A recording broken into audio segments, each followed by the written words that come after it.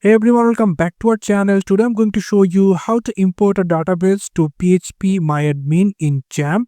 So without wasting any time, let's get started. So first we have to come over into our search option and search for XAMPP control panel.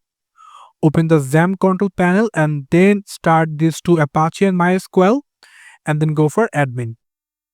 After, as you can see, we rightly opened our phpMyAdmin.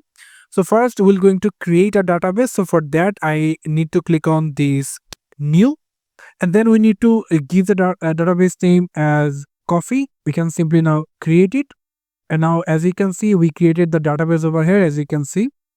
So now what we're going to do, we're going to click on this coffee and come over into this section over here called export and import. So I'm going to click on the import button over here, and then I'm going to choose a file. So I'm going to click on it, and then I have a file, that SQL file over here. Going to simply click on open, and now it will be uploading, and then I can simply click on import.